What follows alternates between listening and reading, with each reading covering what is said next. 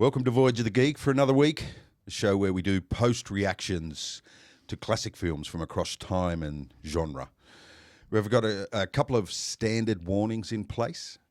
First off, if you haven't seen the film, there will be massive spoilers involved. And secondly, truth mileage may vary. Some spurious facts may be contained within.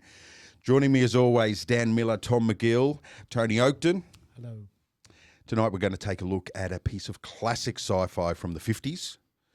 And for a film that predates the Apollo program by 20 years, it's remarkable how well the science is represented in this particular film, certainly in relation to some of the other films that we've done. Tonight we're going to have a look at the 1950s sci-fi adventure, Destination Moon. What is your industry?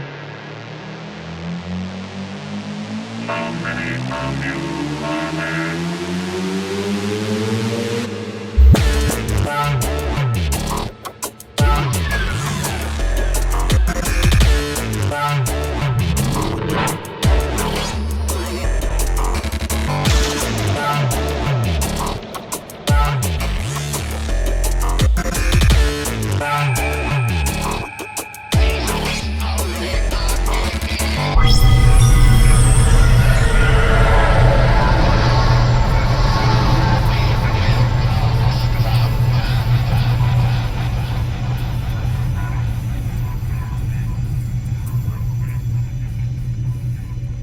Destination Moon, 1950. Directed by Irving Pichel.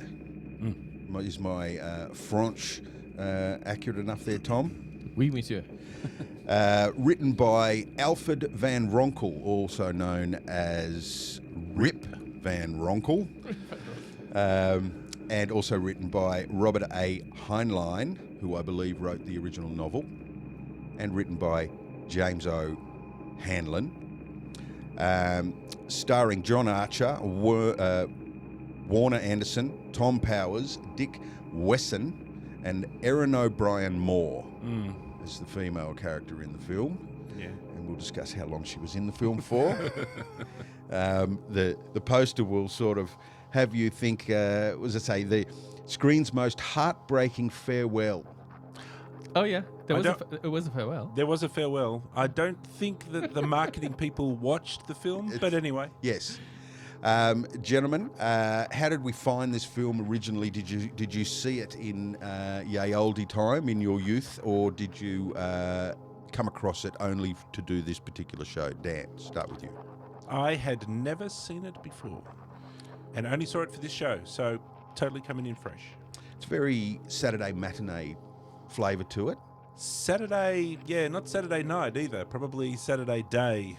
Or 2 in the morning when 2 in the morning. TV channels used to run actual films Back in the day. at 2 in the morning. What about you, Tom? I knew of it. I had seen it. It was featured in books that I have on science fiction films, and I'd seen that rocket ship. And Destination Moon is a title that I'd heard. But I'd never seen the film until now. What about you, Tony? I saw it on the BBC when I was a mere slip of a lad in my teens. They did a series of science fiction movies, and this was one of the ones that they showed. So did you remember it? Did it leave a big impression on you, or was it a bit crap? Actually, I thought, oh, this isn't much good. Okay. But I did watch a bit of it. I do remember bits of it. I remember the kind of hokey bits. Which I thought were a bit. Okay. Yes, I've never seen it. I've seen plenty of films like it from that time. Day the Earth Stood Still. Yeah, okay, I've got my own opinions on this. I don't think there's many films like this. I mean, No. From the period, the sci-fi genre, shiny spaceships. There's certainly a couple that bring to mind, but this one is a little bit more grounded, I guess. It has some unique features that you don't see in other Certainly films. no crab monsters or... There was no monsters at all. No. Spoiler alert. shall I say my observation till later, or do you want me to just say what I think? You can say whatever you feel. Tony, your experience in watching it is always valuable. So my feeling is that this film could have been put together by the American government to sell the space mission Yes. to people. That's its central mission, is to make space travelling to the moon seem realistic and important. Yes. It's an educational film. Yeah. with a bit of a plot to keep people engaged. And the ironic thing is, as we'll talk about later, it's got a little cartoon segment in it starring Woody. It's not a little cartoon segment. Which is basically the entire film compressed into 4 minutes. It's With complete. Woody Woodpecker as the astronaut. And then later on, they get this idiot on the spaceship who is basically Woody Woodpecker. And his entire function is Woody Woodpecker's function, which is basically so people can tell him what's going on so the audience understands the science. And that's basically the film, I think. That's pretty meta. That's pretty meta, actually. Well, good show, Dave. Do you want to do the quiz now? Yeah. I absolutely agree with Tony that there was a lot of parallels to the selling of a rocket to the moon program in relation to weaponizing space. And they weren't far off the mark. I mean, let's be honest. It was a race with Russia, and they were worried that Russia was going to get there first. Yeah. Not in 1950 though. That hadn't started I yet. think they were already concerned about They it. were inferring obviously an they were. enemy. Did they mention the enemy? I think. Nope. No, Not they by were name. very... No, they didn't mention Russia by name, but it was. I think that wouldn't be Russia. Maybe it wouldn't be Russia. Maybe. Normally in these movies, they sometimes mention the enemy and just leave it at that. But even in this one, they were one step back from that. Yeah, they and were, it was yeah. just like, we'd better do this first or else. Yes. Type Yes. thing. Yeah. Well, Dan, we like to step through our critique and our review of a film using the narrative as the linear pathway for our discussion. So you're the master of all things narrative. Where do we start with this one? Well, usually we start with a log line so that people who haven't seen the film get a bit of a picture of what the film is about. So the title of the film is Destination Moon. Yes. And for my log line, I wrote, soon we will be on the moon and then we will go back. Yep. Well, I can do it a bit more precise. you might have been jarred up a little bit if the alternate or the also known as title Okay. had have been used, which was Journey to the Moon, which is the one thing missing from your logline. It's Okay. like, your logline is we're going to leave and then we're going to come back. Well, the other alternate title is Journey to the Moon, which is all about the journey. Right? We didn't spend a lot of time on the journey. It could also be preparation for the journey to the moon. Yeah, there was yes. How to fund a journey to the moon could also that's be pretty another. much the logline that I would Yes. make. We will show you how you might get to the moon. How you might get funding to go to the moon. Apart from some hilarious face-stretching G-force shots and some equally hilarious magnetic boots sequences, the journey was really uneventful. Yeah. All right, look, we'll sort of start at the start, right? That is the charm of the movie, Dave. That is realism. The journey to the moon should be uneventful. Yep. And that's what they went for here. Yeah. Well, they did have the bit where the area was stuck because the guy greased it. Yeah, and they floated away in space. But that was only to show reaction, sort of puffing of an oxygen cylinder. Demonstrate how that works. Again, not to try and steal too much thunder from later on discussion, but it's a bit like with computer games. If you have a simulation that's pretending to be a computer game, one of the hallmarks is that it's not fun, right? Because it's got to be real. Imagine you had a simulation of a submarine as a computer game and it's got all the controls and it's all completely real, but that's not fun, right? There's no space monsters attacking the submarine, right? And as soon as you put them in, it starts to become fun. So this movie suffers a little bit from the, let's get it as accurate as possible, but that necessarily, there's sort of this sliding, the fun kind of goes down a I don't little think bit. you played European Truck Driver Simulator. I haven't played it enough. Is that That is exactly what it's like to drive a truck around Europe. Yes. Yeah, it's quite addictive, that game. All right. So it starts off with a rocket launch out in the desert.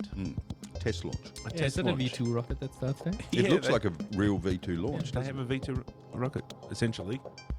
And there's a countdown. And then we see the rocket goes up into the sky. And we see a smoke trail. And then we see the rocket plummeting back down to the earth in an explosion. it? Yes. Did we see the rocket plummet to the ground? Or did we just Yes, see it- the explosion?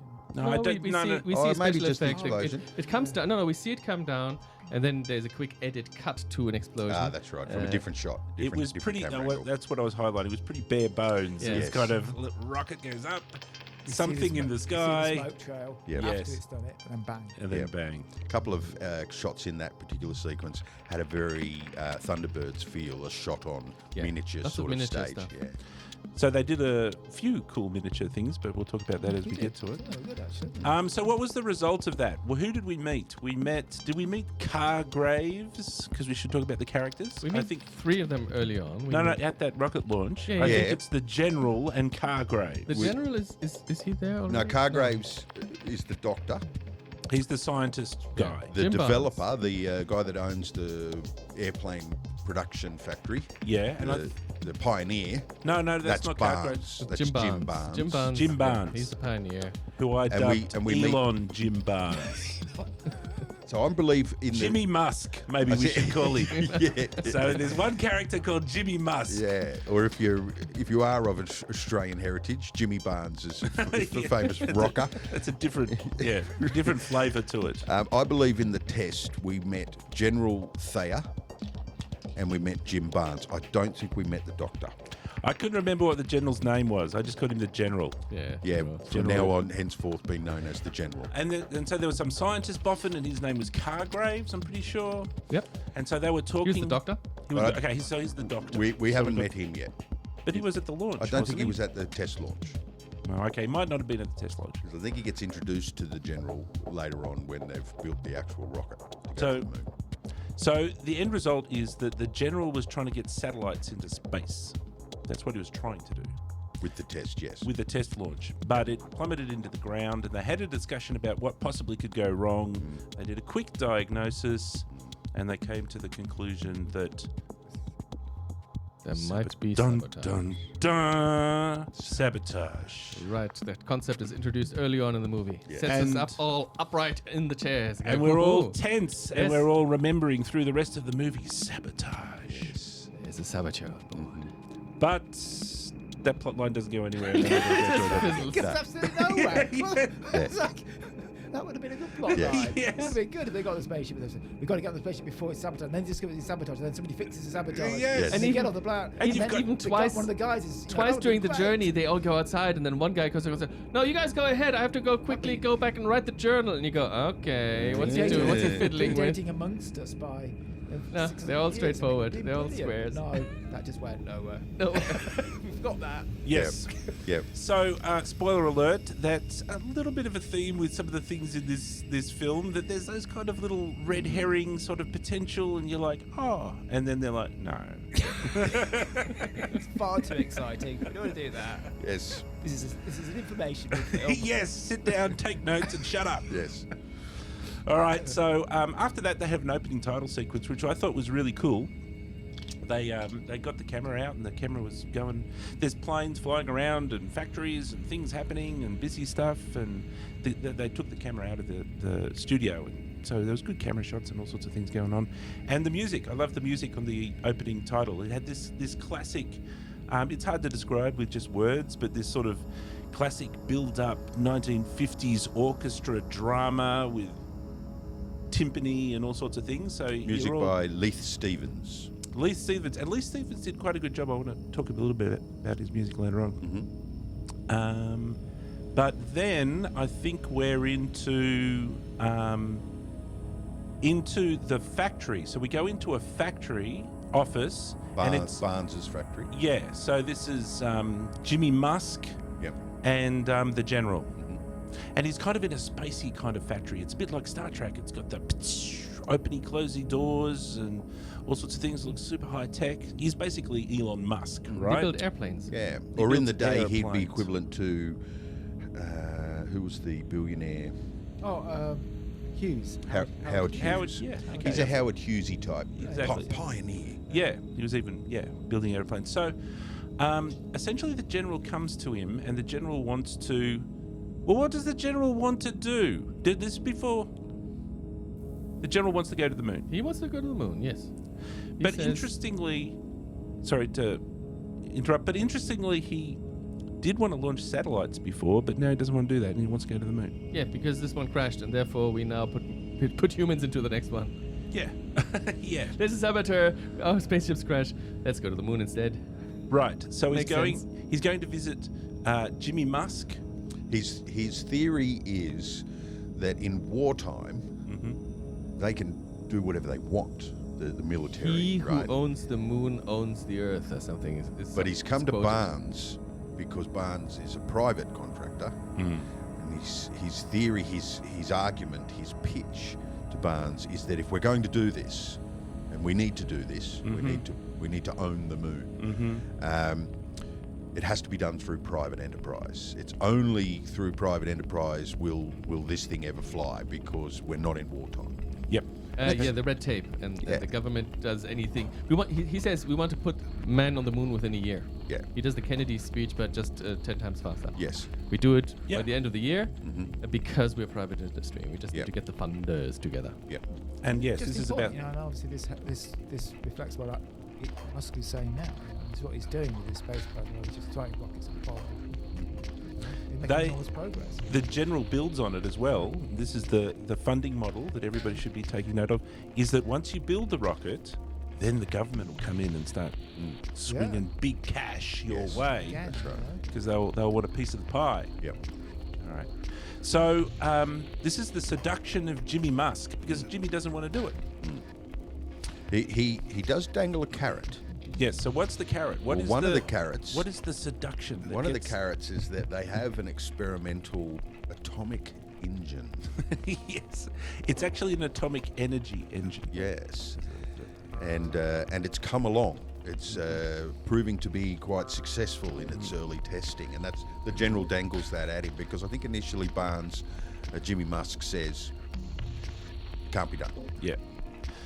So with that challenge, Jimmy's like, he's all in.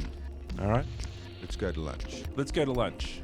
So they light cigars and off they go and have their lunch. Yes. And then we cut to the next part. And this is the second seduction Yes. in the film. This is the pitch meeting with the investors. This is the seduction of the robber barons. So we cut to a room full of tuxedo wearing, cigar smoking, there's an array of champagne drinking. there's an array of toffee punces, Venture right? capitalists. Texas oil barons, Yes. all gathered around a very large screen, ready for a presentation. Okay, and so what is the pitch? What happens during the pitch, and what's the result? So, what's the pitch that he makes to them? This is the seduction. How do they get on board? Well, Woody Woodpecker convinces them to get on Show board. them a cartoon. Biggest star of the Yeah. age, I think. So the problem, I think, is that not only do the robber barons not understand what a rocket is, Yes. the audience probably, or at least the writers think that the audience probably doesn't Well, understand. the audience what of a the rocket is. 1950s did not understand what a rocket is. I mean, They knew what. They didn't know how they'd it seen pictures, works. but They didn't know how it worked. Obviously, no, they didn't. 20 years before Apollo. And so in the middle of a film, suppose. a real live film, all of a sudden we have a 5-minute uninterrupted, almost uninterrupted, Yeah, yeah. a few laughters, but it just turns into a 5-minute Woody Woodpecker Yeah. cartoon. Yeah. It was very so. An educational cartoon. Do you think there's a lot of parallels here between this cartoon and the cartoon that was in Jurassic Park? Yes. Is Yes. it almost the same?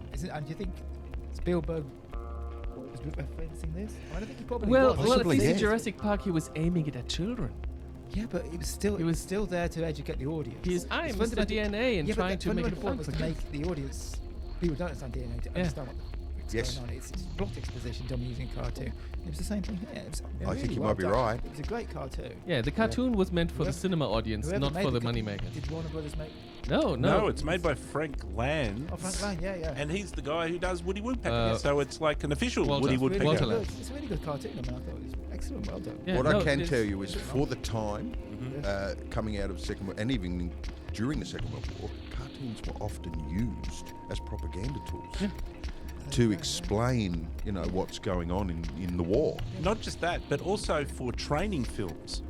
You can go onto YouTube and you can have a look around for training films, World War II, and often there's a cartoon. It's Bugs Bunny Yeah, or it's- Elmer Fudd. I don't know, would that fly today? Because some of them are, there's some doofus cartoon character who's an absolute dropkick, right? There's this, and it's funny and everything.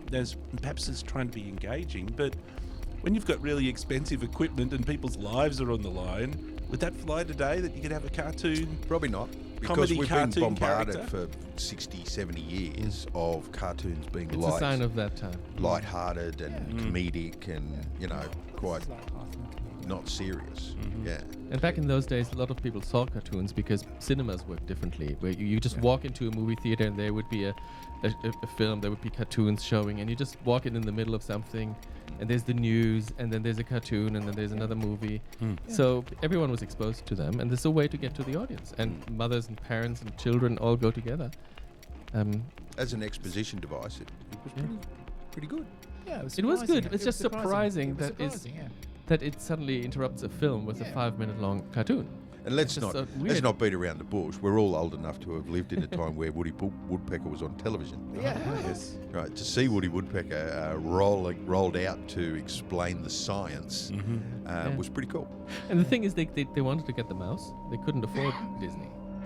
And George Pal is the producer. Now, George Pal has done many important science fiction films. He did the Time Machine, When Worlds Collide. He did this. This one was his first one. So he wanted to do serious science fiction, and the only way he could get the funding was by a 2-movie deal with Eagle Tiger Entertainment, or what they were called, and Eagle Lions Productions. George Pal emigrated from Hungary during the Second World War, or he was actually in America at the time when Germany invaded Poland. And this is the producer of this. Producer George Yes. Pal, well-known producer. Yep. George Pal was an animator. He's a puppeteer. Oh, And a okay. lot of the films that he made have stop-motion animation. If you think of the Time Machine, there's the stop-motion in there. When the time traveler moves forward, he has the puppet in the shop window who changes her clothes every year. So or the snails going. This is the time lapse stuff, but he always does the stop motion. So he had this 2-movie deal with Eagle Lion Productions, and the first one was an animated stop motion movie about a squirrel, animated squirrel, and that movie completely flopped. Yeah. And this was his second movie, and this one was a big success, and that was good. But George Pal couldn't afford Walt Disney, and so he went to Walter Lantz, who was a great friend of his. Because Walter Lantz helped him immigrate into the United States. And Walter Lantz invented Woody Woodpecker. And Woody Woodpecker had been a cartoon for 10 years. Oh, yeah, Since yeah. the 40s. Was well known. And for this movie, they got him for mates rates. So he got... but yet, Walter Lantz's production house that did the cartoons did this one for mates rates. And he got his wife to voice it for the first time. Oh, So right. Walter Lantz's wife Is Woody Woodpecker. is Woody Woodpecker's voice now since the 1950s, since this movie, and then into the mid-70s she just continued doing this. But this is the first time that she voiced him. Wasn't it Mel Blanc doing it? At some guys? point, yes, Mel Blanc was And I doing think it as Mel well. Blanc came up with the laugh. His Yeah. crazy laugh, Yeah. which wasn't in that catchphrase. Laugh wasn't in the I think he opens with it. what? Yeah. I don't remember. Yeah. I didn't think, remember it. And I think we even hear it before the character walks onto the screen. Okay. Yeah. So the presentation from Woody Woodpecker is all about the science, Yes. but the investors aren't on board yet, Dan. True, but just before. Okay, do you want to go on to the investors? I want you to remind me what turned them, because they came out of the science presentation by Woody Woodpecker and were still wondering what's in it for them, why are we here, Wasn't it the general who said, once we have the moon, we can put rockets on the moon Yes. and load it over the rest of the planet? Look, boys, we got to get rockets on the moon. Otherwise, the enemy will do it. And he went full-blown patriotism wound up to 11. yes. Jingoism. And That's then right. one of the toffee investors stood up and declared, we simply must do this. Yes, by Jove, we must, or something ridiculous like that. Yes. So they're on board. Yes. So it was the seduction was patriotism, and the other thing I think was a bit of an American thing to all our American viewers out there. There was a bit of the government can't do it, industry has to do it, and then the government will ride on our coattails. One thing that we do have to remember before we forget is that the science is very important, because we talked about the atomic energy rocket, Yes. the energy engine. How exactly does that work? Well, in theory, it can't work. Like, you have to expel Well, something. Woody Woodpecker explained it. Like, you've got to expel something out the back of a rocket in outer space for it to go forward. Right. You can't have propellers and you can't have jets. And Right. I don't really know what's expelling out the back of the Water. rocket with. This It is water. It is too. Superheated steam. They've got tanks That's full of right, water. it's They water. Got an superheat the atomic water. pile on the Yeah. spaceship. It's a steam-powered Yeah, rocket. it is, and this actually featured in Arthur C. Clarke's 2001. The book originally talks about this is technology which was talked about a lot in the 60s, Mm-hmm. using rocket as the you don't call it a propeller. What do they call it? Reaction mass. Reaction. Yeah, mass, yeah. And Robert A. Heinlein was Yeah. scientific advisor on this film, Yeah. so he wrote the novelization of the screenplay, and he was a well-known author, Yeah. well known for being for writing novels that are realistic sci-fi. I believe I've read somewhere in the past that NASA experimented with atomic-powered rockets, and they definitely were looking into it. And the whole idea was eventually shelved because they were worried about pollution. Yeah, They were worried the about fallout. the fallout. I'm not sure how radioactive the water actually is. It's not very radioactive actually if you do it carefully. But it was sufficient for the environmentalists to be able, Well, they address it in the Gallons movie of- where they gallons get a of- letter. They get a letter from the Yeah. government that says if something goes wrong, you can't do it well, here. there's that problem. What goes wrong in it, the You, pilot's you know, quiet. they say you can only do it in the South Pacific. Yeah. All right, so we get to they've, that, we're not they've there now yet. got the funding, and they've got the plan. They've got the atomic rocket, steam-powered rocket engine. Mhm. It's it's time to go and build this thing. So. yeah. So they go and build the rocket, and there's all these scenes out in the desert of this scaffold and this rocket, and they've got the miniature.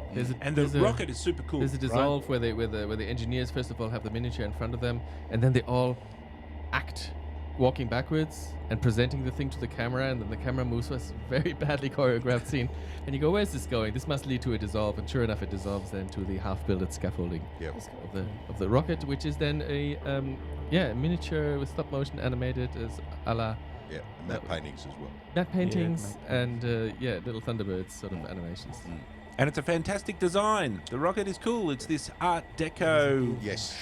Yes. It's a Tintin rocket. chrome. Yes. Or Marvel awesome. Martian. It's this is 1950, and the Tintin magazine, the Tintin story called the same name as this movie, Destination Moon, Mhm. was published in Belgian Tintin magazine in between April and September 1950. So at the same time as they were doing this movie, Tintin was doing the same thing with the same title, Yes. with the same rocket. This was released in August, so yes, somebody probably leaked it, Yeah. and they beat them to the punch. But it's a beautiful, beautiful the rocket. storyline for that Tintin. I haven't read the magazine, but I've seen the episode, the animated episode, and it's very heavily in line with this particular film. Might have to go and have a look at that again. Okay, so there's a little tiny plot point that happens, and that is the science boffins. This is Jimmy Musk and Dr. Cargraves. Yes. They're doing calculations of the reaction mass. Yes, and they Which is say very if we important. double the mass, we can get there in 2 days or something. Yes, And then Jimmy goes on the phone and says, "Buy titanium." Which yes. I don't know what the relationship there is, but I guess it's light. I don't know. So in theory, so the ship is made out of titanium. Apparently, titanium is also not magnetic. Which is According a bit to of a problem. science. Problem in this film. According to science, yes. So they have this thing where they're calculating, and they very slightly mention reaction mass. Spoiler alert, this will come up later. But, okay, so they have to make the rocket lighter, so they make it out of titanium. All right, so they've done that, and they've got the rocket sitting on the rocket pad, and it's looking good, and everybody's tweaking the final things, and it's all looking pretty good, until I think we get to a rather awkward scene of a guard at a checkpoint. And you remember this scene? There's a guard at a checkpoint, and somebody comes up to the guard, and there's two stand-bys standing Oh, we're not by there yet, though. listening. We're not there because we're putting the crew together. We haven't put the crew together yet because the guy who puts the radio together, he has stomach cramps and he doesn't feel so well, and then he suddenly drops out and needs to be replaced by the Woody Woodpecker Joey, Okay, yes. who is now brand new to the team, has no clue what's going on, and is the exposition This will Yeah. never fly. device. Yeah. It's far too heavy. You've loaded it with water instead of fuel. It's not going to go anywhere. Yes. But I'll sit on the launch pad with you and Yes. Yeah, And we have convince him. we have Happens. skipped something. What's that? Well, the ticking clock, right? Mm. There is a ticking clock introduced to the narrative Uh-huh. because aforementioned government concerns has resulted in someone on their way to shut them down. So that's what I was getting to with my bit, but we also we've got to Yeah, they know somebody's coming, and they said, well, you can't launch here because of the radioactive fallout. That if something goes wrong, so you have to move to the South Pacific. Well, and then Jimmy Barnes says, no, how about we just leave now? That's Before right. That's we just right. go now. No testing. Barnes realises that if they delay, then the government's going to step in and shut them down. So he says, Stuff the tests. We leave in 17 hours. yeah, how about later on tonight we'll go. yes. So yeah, And that's why old mate that gets a pain in the belly Joey. becomes a problem because they're leaving in 17 hours and they have to substitute him with the other guy that helped build the systems, right. who doesn't have any belief that the thing will ever take off. Nope. Yes. There's nothing about space, nothing about any of the equipment, nothing about Yes. spacesuits or anything really. He's just going to go in space. He'll be fine. Yes, What he's possibly go wrong there? So this Sweeney. is Joey Sweeney, Joey Sweeney. and this is our Woody Woodpecker character that you were alluding to before. Yes, is he from Boston or New York? Is New York? He's No, he's Brooklyn. Well, they I think mentioned he's Boston, but I think don't he's know. a Brooklyn guy. He's got that thick accent from Yeah. from Boston or somewhere like He that. imagines watching the Dodger Stadium or something like that from outer space. Yeah. So this bit is the go time YOLO. So they're going to get shut down. Potentially going to get shut down. So they say, screw it, let's just go. Yes. Get me my wife on the phone. I want to talk to her. Yes, get me my wife. And this is where we have the heartbreaking farewell. There's a handshake between them too. I yeah, think. they basically shake Yeah, hands. It is pretty much. See you, Dal. Yeah. All right. So yeah, two people in the background. They overhear the government guy who is held up at the Yes, this security is gate? a really awkward shot where there's this guy who's got the court order, who's come up to the guard on the perimeter, and the guard's standing there, and then there's these two people who are listening in, who just happen to be loitering in the background, and as soon as this person says, you can't launch, the two guys jump in their car and they race off. All right, so we're going to launch, and we've got Joey on board. But we also, because there's more seductions going on, what was the seduction of Joey? Because Joey says, as we've discussed, Well, he he said- didn't believe it was even going to Yeah. work. Well, if you're so sure it's not going to work, there's no danger in you coming along, is there? Yeah, so he's just, Okay, yeah, well, yeah, I'm coming with you then. Yeah. But I'm gonna look stupid. Oh, you're not gonna look stupid. It's all on us. You'll be fine. so again, it was the seduction was like, come with us. No. And Oh, come on. earlier All on, right. earlier on during the montage when we see stuff being built, we see them testing the spacesuits, and the general comes in and says, "Hey, I've got a great thing that I've just come up with. We'll give them colors, because this film is in color. This is Yes. Technicolor. This is 1950s. There are not many colorful films in it." They don't say that in the film. No, they but get- that's basically the reason, right? Yeah. We want to sell colorful stuff. And henceforward, we will be referring to the spacesuits as the Wiggles. The Wiggle suits. Yes. No, the reasoning. What's the reasoning for them being in color? He does say the reason. Does he? I can't recall. Yeah, he says- it. The moon is very drab. And yes, will it's show very us if you grey. get You'll lost. show up, and we know who you are. We know who We're you are, looking for Mr. Orange or Mr. Pink. Now that's not crazy, right? It's not a crazy no. idea. If three guys go over there on the moon, you want to be able to know who's who. It did make the suits look like, as you said, sort of huggable, Like Teletubbies. fuzzy, the Teletubby yes. sort of things. But anyway. Those suits were incredibly hot on those sound stages with the filming lights. Right. And in some shots, they wanted to show when they were in lower pressure, they wanted to show that the inner air pressure of the suits would bulge out the suits, because anything they didn't know much about space back then, and whatever they did know, they crammed into this movie. So if they knew that the spacesuits would bulge out, which was, detrimental on the very first spacewalk ever, the Russian who did the first spacewalk ever, his suit ballooned out and he couldn't get back into the spaceship. So they filled the actors' space suits with foam on the inside. So they have these Teletubbies suits, these big pajamas filled with foam, and they essentially, I think somewhere I read, they could act for about 5 minutes, and then they had to get out Yeah, and get arrested. people can die that Yeah, way. yeah. All right, so they're going to launch. Yep. For some reason, in the launch sequence, instead of starting at 10 on the countdown, they start at 30. And they go all the way down. Yeah. Slowly. Slowly, 27, I think it's- 26. I think and he calls it like he sort of start countdown to 20, and then he starts counting from 20. I watched this film at 4 times speed the second time around, Oh, did and you? that was still boring. Yeah. Yes. Yeah, again, another spoiler alert, but yeah, pacing in this movie was Yes. was a bit of an issue. So they had the launch. So what were some of the fun things that happened during the launch? They're all on Close-ups. couches. Yes. They're all laying Oh, back after. on couches. So once they launch. Yeah, during the launch. Yeah, there's some good special effects there. They thought through. They had couches that had a mechanism in them that pressed the entire person into the couch, Yes. and then they also had distorted nightmare faces.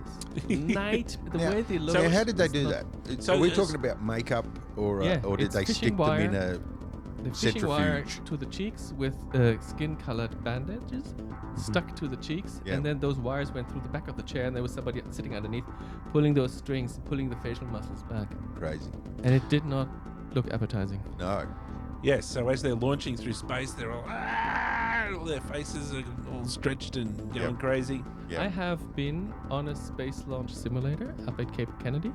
They have a space shuttle simulator there, which, once they built it there, the astronauts could get used to how much vibration you go through and how much your body suffers. And the astronauts who had gone on space trips, who then tried the simulator to check whether it's accurate or not, were very impressed. They said, "This is mighty impressive." And I've ridden on that thing, and during launch, I could feel my arteries in my throat vibrate back and forth. I could feel them going back Okay. and forth because you would get shaken through Some so serious much. vibrations. There's some awesome vibration. It's not just leaning back and going. It's for 1950. Still, we have to remind ourselves, right? It's 20 years before Apollo. Yes. Yeah, One yeah, thing, 1980. They captured that It's very good. essence pretty well. it didn't have camera shake though. It would have been No. nice if it had They camera did use shake. camera shake later on, which Oh. clearly was a camera on a rubber band, Okay. but it was shaking outside of a monitor somewhere else. It was. I think the way that you do it is you have a mirror mounted on a rubber frame, and you film through the mirror, and then you just tap so the camera doesn't move. Yes. It's just the mirror that. Yes, yeah. I think they had an external camera when they took off, and that camera was shaking. Oh, yeah, But you could okay. tell it was wobbly. It was Okay. rubber bandy. Kind of missed the trick Because remember, halfway up, while the G-forces are happening, Sweeney had to switch. I found this hilarious. His face is going through the back of his head, right? Yes. In the film. Yes. And the control pad that he's meant to use is in a really stupid place where there's no support for his neck, and he has to lift his head up just to try to control it. And at one point, Barnes, who's in charge, says, "Switch to rear camera." For no other reason other than to be able to look out the rear, right? And he can't even move his arm, right? He has to slowly bring his arm up very and slowly. slowly crawl up the control and switch the button, and then the camera just changes. Like it's a big emergency. And really all he did was change the viewport. Yes. So effectively, they couldn't control the spaceship when they were in it when it was being launched. Yes, it couldn't reach the controls. All right. What other fun things happened on their journey to the moon? Well, the science gets shown. The science the gets shown science. that how when you're in motion inside something There- that also flies at the same speed, you're essentially weightless. So there's 0G, which There's they 0G. which they talk about. Yeah, All right. they talk about which I found nice. Space sickness. Right? Yes. Joey feels queasy and Yes. he gets pills, and then the pills that he tries to eat that floats away, and they have to sort of They do that with catch it animation. with a little With cartoon. with a pill about the size of 50 And cent this was not Woody Woodpecker style animation. That This was terrible. This was somebody just did it. Their Yes. son just did it with Hack. crayons Yeah. on the last day. Yeah. But to show to the audience, okay, there's weightlessness, stuff will float, and he's sort of sometimes they have a split camera shot where 3 people are sitting in one direction and another one sitting at a different angle, eating his banana. Clearly, So- clearly they could move the set. They clearly they were rotating the set. Maybe, yeah. Sometimes Because they at were one rotating the point they're camera, sitting on the edge of something while the other characters, their heads are facing this way and that guy's head's facing this way. And the way they choreographed it and moved it, it was, once again, 20 years before Apollo, and I thought it was well captured when you compare it to some of the films of that time. So they've got magnetic boots. That's how they get around inside. Clomp, clomp, clomp as they walk around. Yes. Even the movement in those magnetic boots seemed believable. I think I got the feeling that they were magnetic boots on a magnetic metal thing. The way they moved, it did sound like it looked like it actually. Maybe. Yeah. I didn't think That's of that. how it worked. Yeah. Maybe they were just good actors. No. That never Not came likely. across. Not likely. Okay. I don't think there's a point in this film where that came across. All right. The good actor thing. So halfway through their journey, not only the audience is getting bored, but the characters in the film are getting bored. They start playing a harmonica. One You know, guy's it's one having of a those- banana. One guy's eating a banana. But there's the science is just going everywhere. Yeah. But then in the middle, they need to deploy the radar antenna on the side of the thing. And So why, Tony, did they have to deploy the Make radar? contact with, What was the problem with the radar antenna array? you put grease on it. And they basically, Good God, man. this I is know, he Did says- you not read the manual? But I put grease on it. Good God, man, did you not read the manual? Grease in space will freeze. It's sea solid. We'll have to go outside and fix it. Yes, yes. So this is idiot Sweeney, who didn't read the policy and procedure manual. built most of the systems inside, who didn't believe it was ever going to take off. Yes. Greased the bloody flywheels for the radar array, and they froze in space, and they needed to go outside the ship. Dun, dun, dun. We'll go Exactly. outside. And so this is where as they're preparing to go outside, good old Joe Sweeney's like, but we'll fall off and we'll get blown away. But wait, science. Yes, but wait, science. And turns to the camera. When you're on a spaceship, you don't have to worry about getting blown away Yes, we're all travelling it. because we're all traveling at the speed of space. All right, so they go outside. Well, one guy says, I've got to go outside and fix it. And then the other guy says, well, I'll come with you. And then the That's other guy right, says, yeah. well, I'll come too. Yeah, they all just decide, yes. Fuck it, we're all going to die together. Incredibly Jolly good. dangerous. Let's And all do it. what does the fourth guy say? Not for me, I'm going to fill out the paperwork. Yeah, he's going to write the log, is what he That's right. said. Yes. The 3 general. guys went outside to fix the thing. And then we got some nice little stop motion animation of little puppets. Yeah, Some of the walking wide around. shots, were interesting. You had the slow motion stuff as they're getting out onto the surface, And, yes, go on. was- and which then is the people on wider wires. shots are pretty much stop motion. The problem was the star background wasn't moving, but apart from that, But the also, that use of technology was they pretty say good. that, right? They go Yes. outside, and he says, "Hang on, we're not moving yeah, at hey, all." we've stopped, or something like that. Oh no, we are moving very fast, but everything is so far away that Yes. it does not look like we are moving at all. Yeah. Yes. Which is why they had to take Woody Woodpecker along with them in the form of To Sweeney ask all to those ask these questions. Brilliant and qualify the script science. Exactly. It explains the visual effects. Yeah. Now, Good visual effects. This film got an Oscar. It won an Oscar Won for an VFX. Oscar for visual yes. effects. Yes. it had lots of matte paintings and miniatures and all sorts of things was kind of sprinkled all It through probably it. deserved it. For 1950, it probably deserved Yeah. it. Yeah, Yes, so. 1950. I Yeah. do believe so. Another thing that I thought was really cool was that there was this strange dichotomy with the cinematography that sometimes the camera was very studio camera. It was just like plonk, camera on ground, point here, reverse shot, point back, and just that sort of was. But when they go out of the spaceship, they turned the camera upside down. Yes. So everybody's walking around. And they've got a curved spaceship, so they show how somebody has to walk around the curvature of the spaceship. So this actor is on wires. He's sort of barely trying to walk, and then you can sort of see how he gains his balance as he walks around when the wires are no longer supporting him. Yeah. So the doc, now everybody's fixing the antenna, I guess, is what they're doing, except the doc decides he's going to check the rocket booster or He wants something. to, he wants to have a look at the engines for some He reason. wants to check the engines. And when you say look at the engines, yes! we He mean, wants to stick we his mean, hand- we mean get down on your hands and knees Have a and look. peer and your shove head, your head, shove your head up the engine, yes, right at the back of the rocket. right up the engine. And what happens when you're using magnetic boots and you get down on your hands and knees? Well, first of all, you can't reach because the cord that's tying you to the spaceship isn't That's quite long right. enough, so you have to take that away. There's a little take micro that off. moment there where the audience gets to understand what is going through his head. Should I take this off? I'll be right. Yes. But then his boots become demagnetized, attached to the surface, and immediately floats away. yes. What does he Yes. say? He says something Oh, he like, panics. yes, he says like, I'm adrift. I'm adrift. Something like that. Now, what are the And the boys guys, when they hear it, Yeah. they know which way the engine is, don't they? Know where he went. Yes. But he goes, help him, and they go, what? Where is he?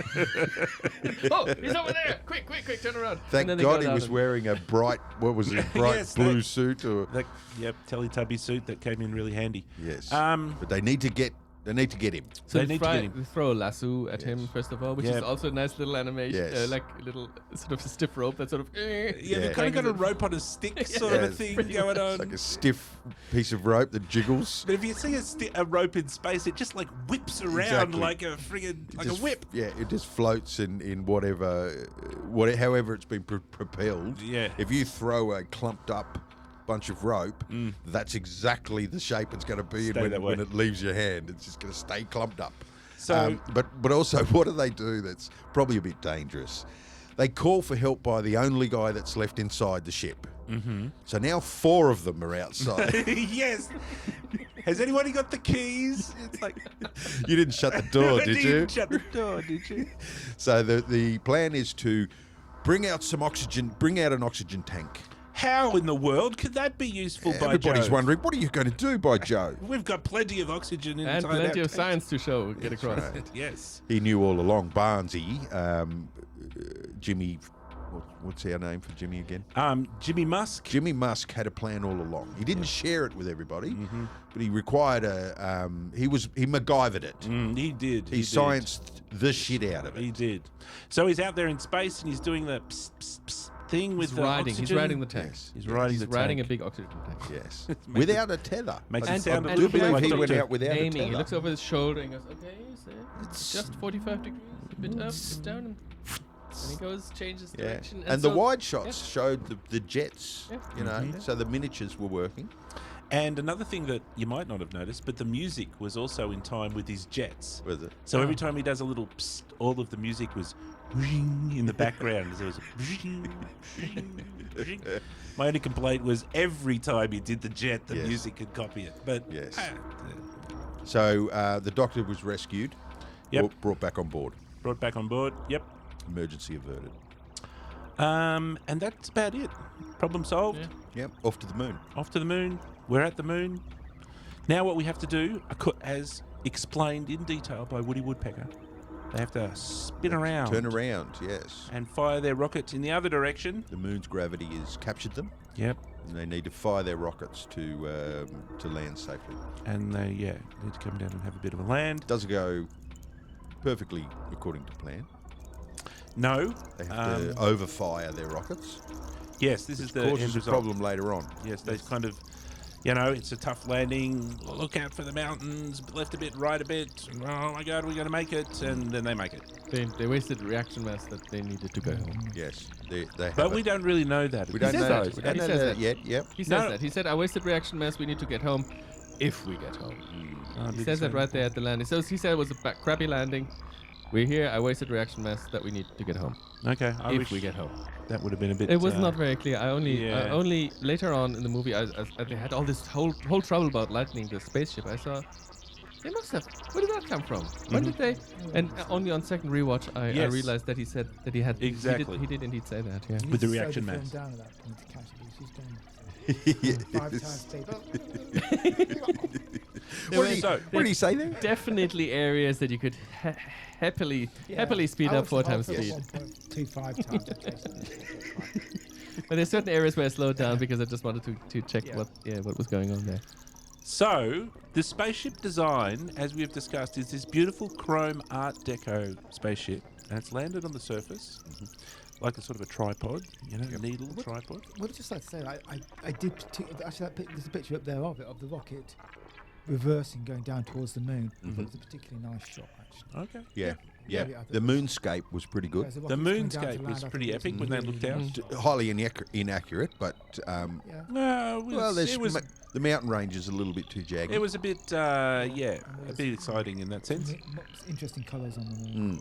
But before they get out of the spaceship, we have to discuss the fact that this spaceship has both the best and the worst exiting of spaceship ladder strategy Yes, possible.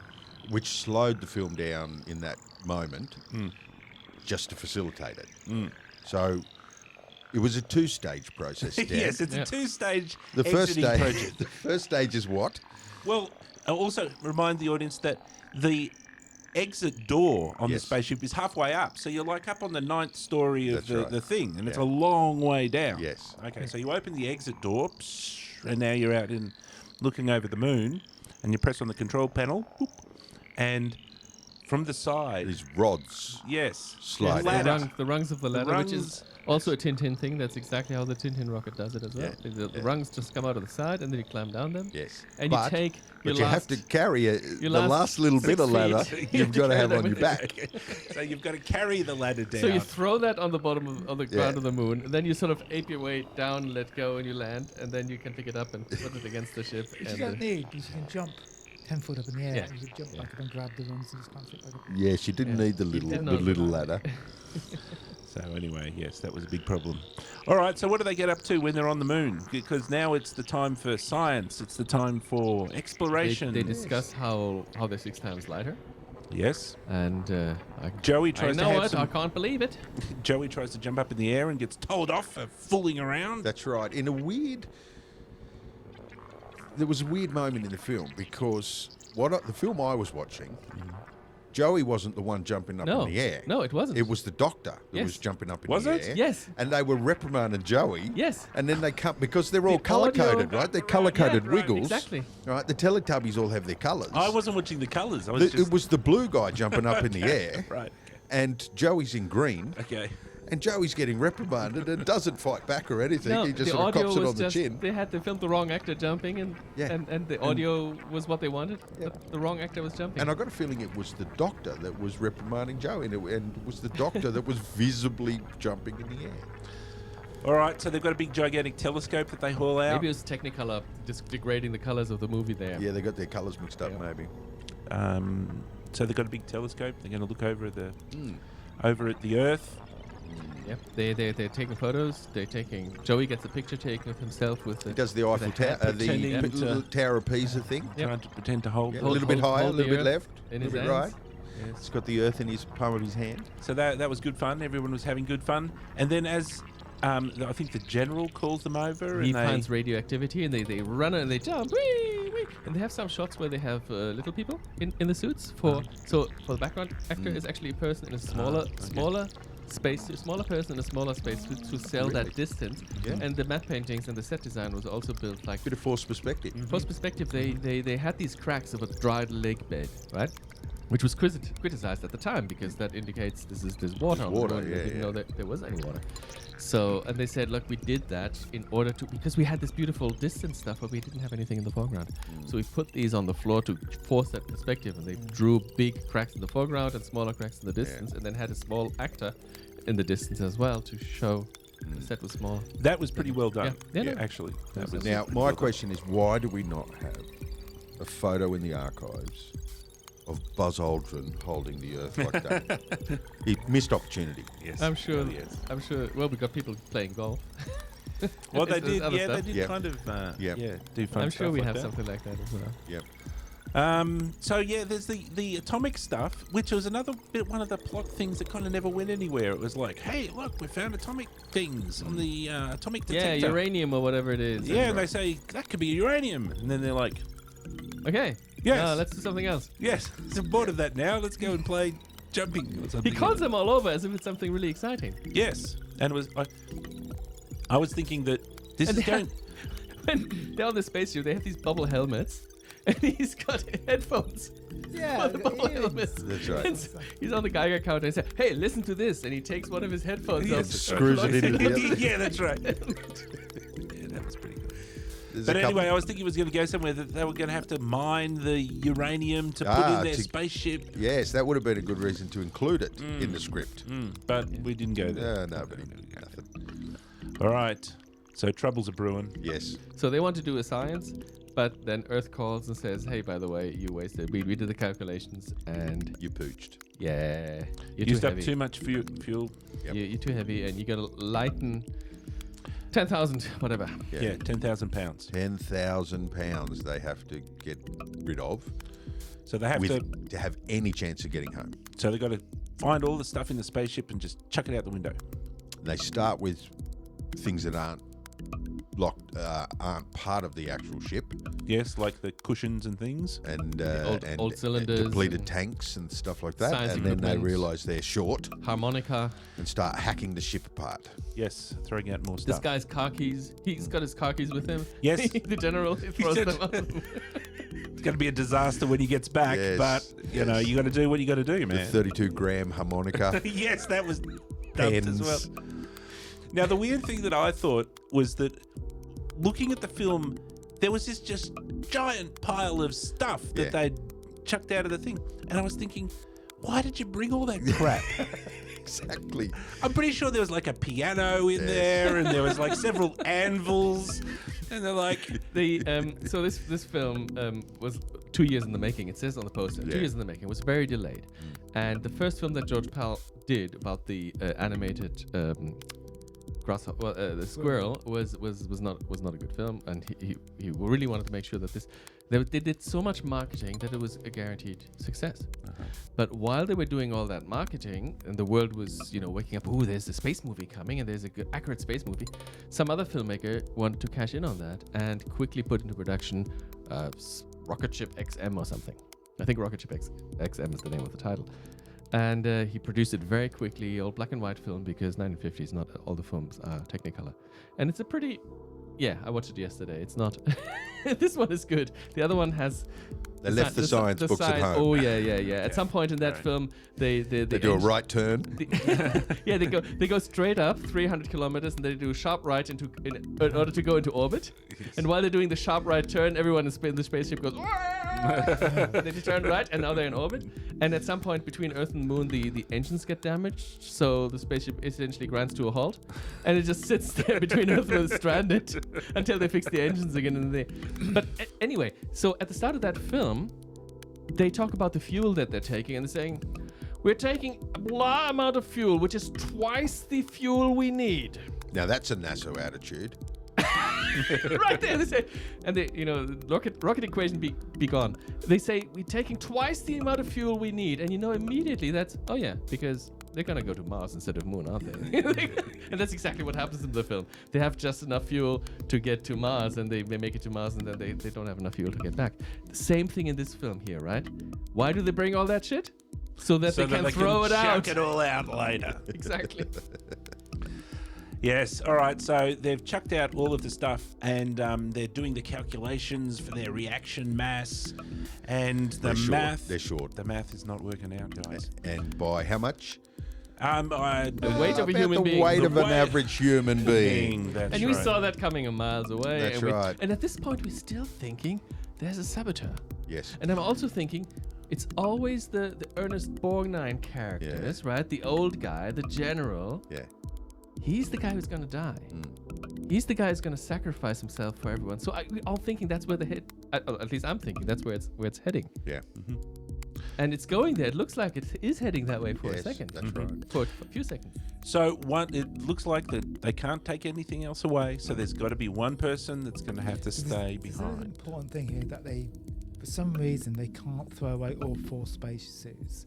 You can throw 3 of them away, but somebody's got to go Yes. outside to come back in. They Somebody's need got to throw them Someone out. has to wear a spacesuit to throw the other 3 Because away. the door's open. Yeah, so he's going to come back into the ship with the Yes. spacesuit. With So, space the There's science- it's foreshadowing smartly happening thought here. through. Yes. Okay. All right, so somebody's got to go. And they draw lots, and they all volunteer. Every single one fights for the right. Yes, yes. And they start arguing. It's And then Sweeney "My- comes up with a plan. I'm the captain of the ship. That's I right. should go down with the ship. They all want to do the noble thing and they're arguing, and Sweeney comes up with a plan. Look, do what we did when we were kids. Yeah. Draw straws. But while he gets them to do that, he sneaks while out they're himself. messing around with that, he just sneaks off and does the noble thing. So they're all fighting each other, arguing who should die. And yeah, Joe goes out into the and just goes and does it. And says, he "Yeah, what do you says- want to do? What do you got? I'm out here. You want to stop me? I'm the only one in the spacesuit." He's got the only spacesuit. Yeah, they can't. They say, So- "Well, we're not going to start without you." And then he goes, "Well, then I die for nothing. You gotta go."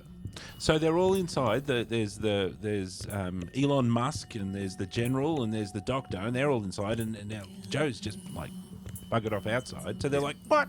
Come back in." Yeah. I was actually hoping that that Joe at that point would take off his helmet and like commit suicide or something or other to seal the deal, to show that he wanted actually to see. meant it. He says, "I want to see this take off. You gotta know. I want to see the rocket ship." Yeah, that's a cop out, I thought. Yes. All right. So Elon Musk comes up with a last-minute plan. And it's literally last minute Yes. in the sense that he's like, come back in. I order you to come back in. Actually, I've got a really good idea. Come back in and I've just solved If it. you don't come back in, we'll all die. Yes. Is how he puts it to Sweeney. And did you understand first time watching the No. the cunning plan? Not the first time. The cunning plan to save the day is fucking ridiculously complicated. You come back in and tie a rope and then open the door and then as the rope Yes. goes through the door attached to a bottle and then the... Yes. Yeah. Once you've seen it and then you watch it a second time, his explanation is perfectly cromulent. Yes. It absolutely makes sense. Yes. But the Makes first sense. time, Yes. you go, "What? Hang on, slow down, Einstein. This is what?" I thought it was quite clever. It is clever. Yeah. It is based on a slight scientific flaw that You can just massive rasp a hole. depressurization is probably going to be an issue if you hacksaw a slight little gap in the door so that the rope can go out to suck the spacesuit out. So the plan is kind of complicated for the audience who hasn't watched it at home. But the basic idea is they kind of leave the door open and let stuff fly out as they Yes. take off. Yes. The basic plan. And as Sweeney takes off the spacesuit, wraps it up in a rope. Outside of the spaceship is some stuff, Some weight. some extra weight on the other end of the rope. And Yes. the plan is quickly take off the spacesuit, run up the thing, we'll close the thing, and then we'll open the door, which will suck out the spacesuit. You can remotely open the door, yeah. Yeah, and we'll close the door and everything's fine. Now, if you follow the science, when Sweeney takes the spacesuit off, the door to the main cabin is open. Yeah. It has to be open because Yeah. he's got to climb up it. So absolutely the whole spaceship is now depressurized. No, it's full of air. Well, Because it's now depressurized through the little pinhole, the hacksaw hole Oh, yeah, that yeah, they yeah, put yeah. in the door. Yeah, but it's just a small little hole. Oh, yeah, say yeah. it's And small. blocked by the rope too, Tom. And it's one atmosphere different. I mean, it's really just like if you take a balloon and you put some sticky tape on a balloon and you stick a needle in it and take it out, it goes slowly. That's what it is. So correct me then. Punch a hole in the side of a spaceship on the moon, Yeah. and it will slowly leak air. Yeah, it'll go. There won't be when you put massive your thumb on it, depressurization. and then your thumb will freeze on the outside. But you just close. It's one atmosphere difference. But why are the All the other science. The astronauts science, all in puffy aliens, suits. aliens and everything, where you open the door and then the bloody alien, everyone holds Everyone on to gets it sucked out. and gets sucked out. That's bloody shite. I saw it in the Arnold Schwarzenegger Yeah, movie. that's shite. You can put a hole in It's a space. I'll bit have to remember different that. if you're thinking of a submarine in reverse, where there's like a hole in the outside of the submarine or something or other. or a jet at 30,000 because there's a feet. gigantic, it's not the one pressure, atmosphere. The pressure difference is huge It's with like- a submarine. Yeah, it's Yeah, like but in outer space, humongous. Okay. There's not much. Because There's only- I thought there was a flawed scientific issue with the plan. Realistically, the plan could work. No, but Yeah. I tell you where there is in this movie where they talk about all the scientific accuracy, there is a flaw. And they even mention it themselves and contradict themselves in the same scene. And that's when they're on the moon talking to the president, and the president says, "Because of the distance between the Earth and the Moon, there's a 3-second delay in our conversation." And then the entire conversation continues without any 3-second delay. They should have been answering, and then there should have Waiting. been a 3-second Yeah. wait before the reply comes in. Yep. All right. Last point I wanted to make about the escape plan was the music. As Joey's hacksawing or shaving away, he's like hacksawing on the door. They have the violins doing the hacksaw sound at the same time. Yeah. So all the violins were beep, beep, beep, beep in the music. So I thought that was really good. So then they take off and they go home. That's it. Do they get home? I'll show you always, No, actually. they I don't, thought do were they? gonna get home and there'd be The music a gets welcoming. gets He'd them get- home. he'd hug his girlfome. And Yeah. they'd be- Get another handshake. Shake hands. Yeah. Shake I his am wife. home, Welcome woman. home, darling. I knew you'd make it. No, you're fine. Are you home already? Yeah. So we certainly have seen other films. We've talked about other films in the past that just sort of almost get to the end and then it comes up Roll with the credits, words "the end." This film is absolutely that. And after all of that effort to get home and to save Sweeney's ass and get him home, we never get to see them come home, which would've been probably nice. would have been another 10 minutes of slow motion and miniatures and coming back through the atmosphere and repeated scenes and sequences. Would have been slightly expensive, perhaps, but a ticker tape parade or have something been like good. that would have been a nice Yeah. wrap up at the Rocket end. Land. Or just Really nice. Yeah. They ran out of budget. Yep. Ran out of budget, and that's where the story stopped. Roll credits. Exactly. All right. So wrapping it up, I don't know. What do we kind of think of things like cinematography, narrative, the Yeah. music? Cinematography was good. Yeah, I thought so. I Stop thought. motion animation was a bit. We can see what's going on, if that's what you mean. Yep. Yeah, I thought it was a bit square in times, but then they did these crazy upside down things every now and again. The acting was 1950s. Yeah, it was kind of functional. Yeah, Um, yeah. The Sweeney was a comedic element in the film. and he was about the most vibrant character in the whole thing. It was very, very boring. Yes. I'll be honest with you. Yes. We've been Yes. skirting around the issue Yes. long enough. It was, It had the pace of a slow jog slash yeah. The you know, pacing, a jog walk. Yeah. Walk. the pacing was the problem. It's about the pace that you walk when you eat an ice cream. Yes. The film is called Journey to the Moon, or was considered to be called that, and the first entire half of it is how to get the funding and how to build the thing. Yes. Now, having said that, right, if you ignore the pacing and you compare it to the films of the time and you place it into that part of cinema history, I think it got a lot right. And science just gets thrown out the window with so many sci-fis. True. I mean, it was very scientifically. I mean, I think Tony got it right in the first 5 minutes of the show. It was Tony was- it was educational film. it was an educational film. It reminded Yes. me a lot of the films that the government make when they want to get children interested in dinosaurs. This is Joey the dinosaur. He's going on a walk. Look, he's a meat-eating dinosaur. He's trying to find some. And then they have a character. Yeah. And he meets a girl, and then it's just a bit of plot exposition just to keep the kids interested. It's a stegosaurus. It's the same thing. It was just hour and a half of Yeah. explaining how space The works. Yeah. NASA was for beginners. using a slightly altered version of that Woody Woodpecker cartoon to explain Yeah. space flight in schools. I mean, I'm sure they were. Of course. I mean, it wasn't. I mean, comparing it to Arthur C. Clarke's 2001: Space Odyssey, Kubrick's 2001. That's not an exciting film either, to be honest with you. This is more boring than 2001, which is saying something actually. It is absolutely saying something. At least this one doesn't have to wait 45 minutes before the first dialogue. Yeah, you got 2 hours at the end of that weird psychedelic thing in 2001. which doesn't- It's a photographic essay. Like 2001: Space Odyssey, to me, is just a cinematography photographic essay. And when you understand who Yeah, Kubrick it's- is, he's a photographer. I mean, it's a good film. Yeah. Well, it's not. I mean, yeah, It's just not exciting. Cinematography, it's great. Yeah. And again, it's similar to this in that it's the attention to detail is very high. You know, Kubrick wanted it to be as realistic as possible, as they did with this film. Yeah, There's a lot of yeah. similarities, actually. But isn't this film a similar sort of era to Forbidden Planet? Yes. Forbidden Planet's an exciting film. Forbidden Planet went into character arcs a little better. The acting was better.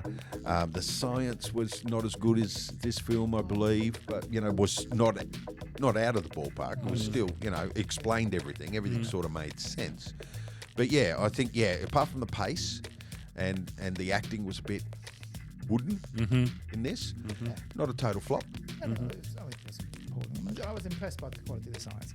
One thing they did get wrong, I think, and you probably correct me, I was assuming Superman more about these things than I do, but rockets don't go straight up, they go straight to the moon. You have a... Well, you get can't into a go low-level orbit. to the moon. You have to an go insertion orbit to on where it. the moon will be in 3 days. So you're always traveling this way while the moon is over there, and you're gonna meet in 3 days over there.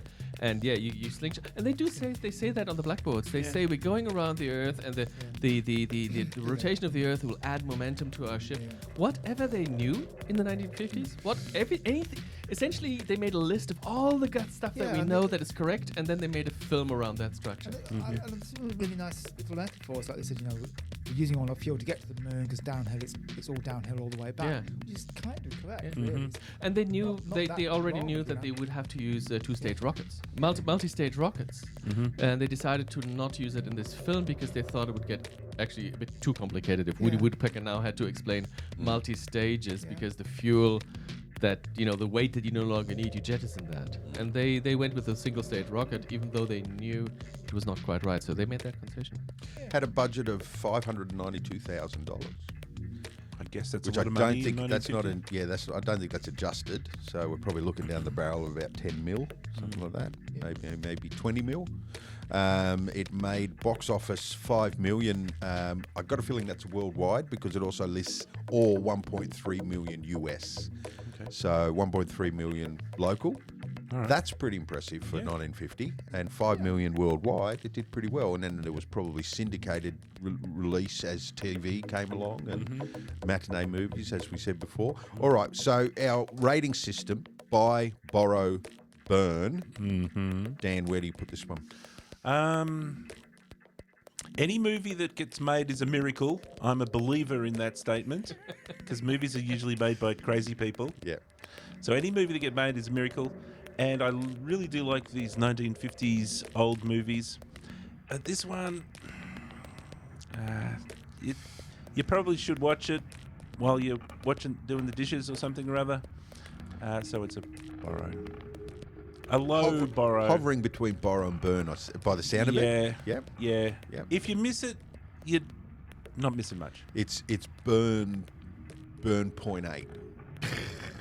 You're now condoning all these I shouldn't be doing it. I'm usually the first one condemning wants to be- Dan from playing with the rating Who system. wants to be digital? But I certainly know where you're coming from. What about you, Top? I think this movie is important you have to consider it in its time, 1950s, and it's unique. It has very many unique things. So it belongs in an archive of history of movies. It's definitely a milestone movie. I wouldn't buy it because it is boring as hell. You'd only But watch it I'm once firmly in the borrow. a century. Yeah. You'd watch this one. Once in the lifetime. Yeah. It's a borrow for you.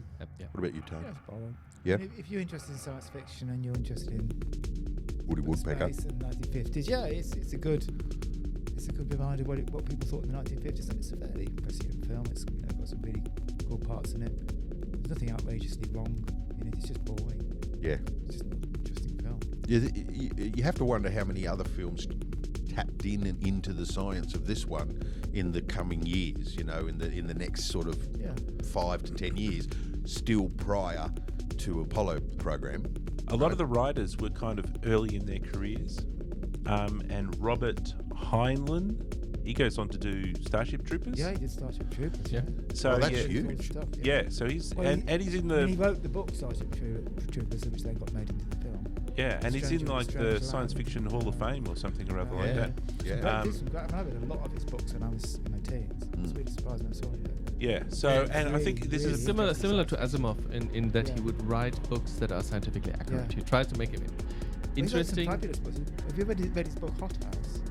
Hot House is a fabulous book. It's a really sort of drug-fueled thing about what would happen. It's got these giant spiders that travel between the Earth and the Moon on webs which they've made, and it's That's got to be 70s. Yeah, it's a 70s book. Yeah, it's just it's just an amazing book, and yeah. It's not a short story. That's a long. No, novel. I think it's a book. It's a novel. Well, maybe a novella. Maybe it's like 100 pages, and then there's a book in there. But he wrote a lot of stuff. I read a lot of his stuff. Stranger in the Strange Lands is another one. Is really well known. I like the old stuff. I like reading things of what people thought when they weren't well, it's as well. 1950s, 60s, 70s. I've read a lot of Jules Verne. And so he got Journey to the Moon, and then he's got two books. And so one is Journey to the Moon, and the other one is What They Do on the Moon. And in the Jules Verne book, they get, now this is 1870 something when he wrote that. They get shot to the moon In a cannon. in a cannon. Yeah. And the way he explained that they wouldn't all get because Jules Verne also tried to do the fantastic stories, but he tried to do it as scientifically accurate as he could in the time. Yeah. So he's thinking, well, if I get people shoot them in a rocket, they're gonna turn to mush. Yeah. So they built this rocket interior inside of the projectile, which is what they're traveling in. It's just a giant bullet. It's a bullet, and they have just lots of collapsing levels. So they're sitting on the top level, and there's like multiple sheets of levels with breakable things in between. And so when the gun gets shot, they successively break, and that buffers the people and keeps them alive. Shock absorber. Which is ridiculous because you still have to bloody Yeah. be shot at that speed. So your brain still gets too much. I Yes. mean, you get it's stupid, but he's Your still, insides want to keep But traveling. he's trying. and in Jules Verne, and I guess the reason I'm interested in those because I want to see what did people They made that honestly into think films back as then. film. It was made Yeah. into film as well. One of the earliest. They were thinking Earth and Moon attract one another, so there is gravity between the two. So in Jules Verne, the only point of zero gravity is where the Halfway. gravitation between the Yeah. Earth and the Moon cancels each other out. And so for a brief time, they're floating. And then the Moon's gravity takes over, and then so they're suddenly at the ceiling of the Yeah. rocket ship, and they have to turn of their projectile bullet, and they have to turn it around. Probably based Um, on a scientific theory of the And time. yeah. They were thinking of ether, something that you travel through, that it's not a Yeah. vacuum and stuff. Well, this film, if you bring it back to this film, most of these principles sort of still check out. Well, they knew much more. This is 1950s. They were But well we on the know way much of- more today than Yeah. in 1950, but these theories still, most of them check out. I That mean, was the theory that got people to the moon 19 years later. Yeah, that's the science that was floating around at the time that became the Apollo program. All right, gentlemen. So for me, it's a borrow as well because I can't burn it and I can't buy it. So it has to be a borrow for me. And we've Buy covered, films you want to see more than once. we've covered the reasons. I don't think you could burn a film like this. So I've got 10 questions for you. We're going to have a bit of a quiz to see if you were paying attention to the film. I'll turn on our buzzers here. Rules are first to buzz in. I'll see who that is, and you get an opportunity to answer the question. If you Okay. get it wrong, you get locked out, and those remaining can buzz in immediately to answer the same question. All right. All right. Question number 1. What was unique about the countdown for the failed rocket test? Oh, this is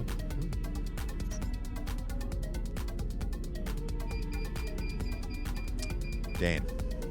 It was shorter than the long countdown in the boring not unique. rocket launch. That's You're locked out. Tony. Is that this weird mechanical clock thing that went around? And watched it clicking down. No, I know now. Haha, do I get another go once these guys all fail? No, but Tony, that's not what was unique about it. So it's up to you now, Tom. no, sorry, I got no clue. I need another go. Give us your answer then, Give it to Dan. Dan. They had this light bulb system where there was this sort of, I don't know, some sort of mechanical device and a collection of light bulbs, and the guy was like counting down with the light bulbs, like the light bulbs were controlling the launch, and he was like counting the light bulbs. He was counting 100, 90, Oh. 80, Oh, so it's worse 70, than the launch. 60, 50, 40, You're lucky that they started. 30, 20, Oh, is that what he did? 10, 9, Right. 8. I don't know Oh, why. what? I don't know why. Okay, this is where the science failed. So he counted down from 100 to 10 in tens per second. Right, okay. And then went from 10 to 1 in singles. Okay. This is possibly why their rocket crashed. I think. It was that guy. He was the sabotage I just guy. couldn't work out why you would do that. Yeah. Just count from 20. All right, no points on question number 1. Question number 2. How much thrust did the atomic engine have? It was mentioned by the general when pitching the idea. 45. Tom. No, that's incorrect. Closest to the number. All right. 227 Something is Billion. per something. 227 somethings? I'm no, very confident on- incorrect. What about you, Tony? 150 tons of thrust. I think Tony's probably got it because at least he gave a weight. I don't know what you guys were talking about. It was 3 million pounds, Yes, I didn't even have any units. which Yeah. is why they built Probably a why I rocket. couldn't understand the reaction mass. They built a stuff that they were 300 talking meter about. high rocket. Right? They needed the thrust. Still no points on the board. Nobody watched the film. This is a hard quiz, this one. Okay, question number 3. Which famous cartoon character presented the contest? Fastest to come in was Tom. We all know the answer to that. It's Woody Woodpecker. It is Woody Woodpecker, 1 point for Tommy. Question. Question number 4. What were the 4 colours for the space wiggle suits? Tom. I'm sorry, but again, everybody knows that. I mean, it's blue, it's cyan, or sort of greenish. Then it's yellow, and then it's orange. It was declared as green. No, Yeah, I- green. I'm going to say you're incorrect, Tommy. Oh, what? Yeah. Oh, blimey. Who's anyone buzzing in? Tony. Blue, green, yellow, and red. Correct. Yeah, it was red. So I said orange. You said orange. Orange doesn't count. That was Yes. orange. No, No. because green wasn't green either. It was this Because science, my friend. turquoise Okay. thing. But Fair they enough. called it green Yeah. in the film. Question number 5. Which colour Space Wiggles stepped onto the moon's surface first? Tony. Blue. There's 2. Ooh, Oh, blue and red. correct. I think it was blue guy. Anyway. Yeah, blue and red. I think it was the Doctor and Jimmy Barnes. Yep. Question number 6. What were Sweeney's other decent ways to die? When he found out that they were all going to die, he complained that they weren't decent ways to die, and he suggested 2 others. 2 other decent ways to die. Tony. I'm already locked out. Alcohol poisoning. I haven't even got an answer yet, and I'm already locked out. All right. Feel free to buzz in if you want, Tom. Yeah, I remember that they said something. I can't remember the words again because the other guy answered. can't it for accept the him answer and- something. No. I didn't press a button. I'm not answering It's anything. up to you, Dan. Atomic radiation and suffocating to death. All right. So nobody correct on this one. Blow your brains out or go over Niagara Falls in a barrel. Oh, yes, I can't remember the barrel thing. So they're apparently the decent ways to die. You know? Dying on the moon for all mankind, not decent. Blow your brains out, apparently. Next question. Certainly cheaper. Question number 7. What was the name of the ground control center? Tom, I don't know.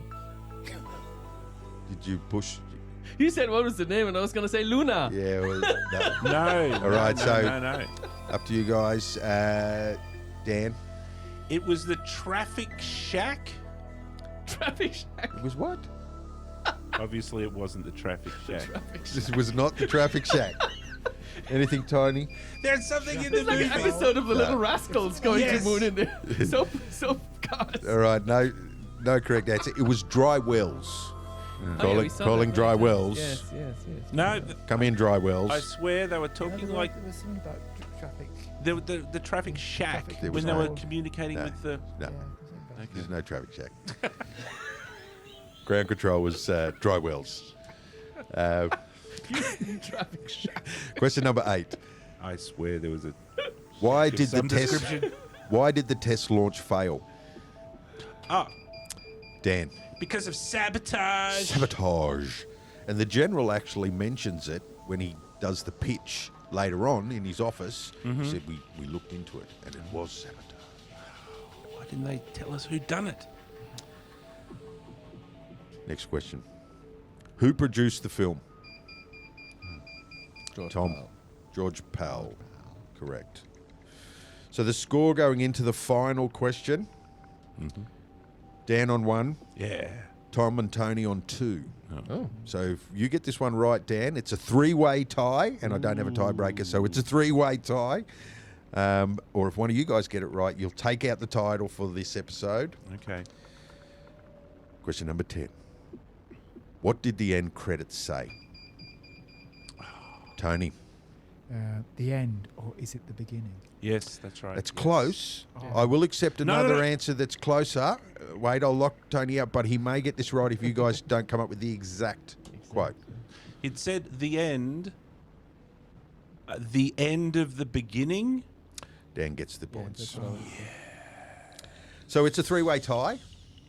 It's a three-way tie. We've never had a three-way tie, so we're going to leave it as that and set some records. All right, gentlemen, that brings us to the end of the show. If you're watching the show and you do enjoy listening to the waffle and dribble of nerds sitting around microphones talking about film and sci-fi and classic cinema, then definitely check out the socials and YouTube. Leave us a comment, like and subscribe, dingle the bells. And until next time, it's bye from me. Later. Auf Wiedersehen. Bye-bye. What is your industry? How many of you are there?